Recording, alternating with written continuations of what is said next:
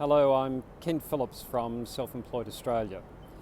This is a message and request to the representatives of the people in the upper house in Victoria. Last week you rejected the attempts to extend the state of emergency by 12 months. We thank you very much for that. This is an issue of democracy, and we ask that you do not give away your right to oversee and protect the people in our parliamentary democracy. If the state of emergency is to be extended, it should be for 4-week blocks, and at the end of each 4-week block, the health bureaucrats should be required to come back to you, our representatives, the people who protect the people, and the health bureaucrats should at minimum be asked to justify why it's necessary.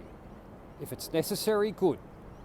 But to just give them 6 months or 3 months carte blanche is just totally unacceptable.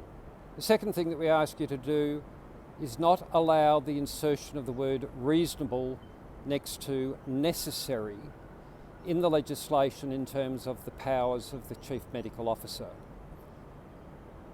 At the moment, the words necessary give considerable onus of proof and accountability to the actions.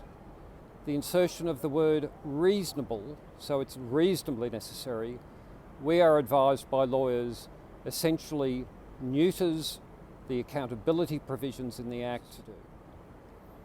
The third thing that we ask is that the provision that enables a state of emergency to be declared when there is no COVID spread in the community is also unacceptable.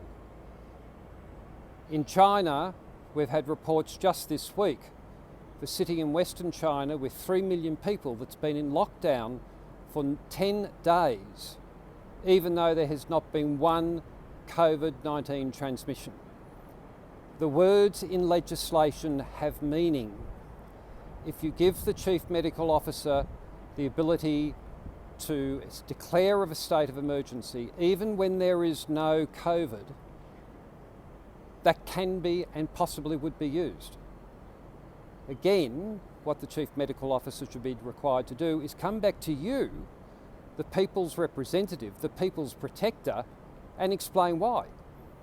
And if you felt that it was necessary, good, but we need that accountability. So it comes down simply to this.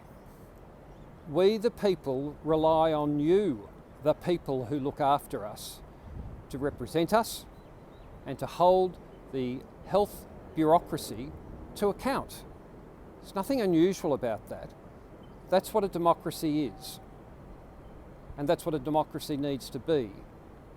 So asking you then the decision that you're about to make about the changes to the emergency powers legislation, that you look to the parliamentary democracy. You do not remove yourself from the process, and you require the bureaucrats to come to you to justify whatever they're going to do. And if that's the case, and they make a good case, and you agree with their case, well, fantastic. But please, look after our democracy. Our great thanks, because that's what you're there to do. And if you do look after our democracy, we will thank you more.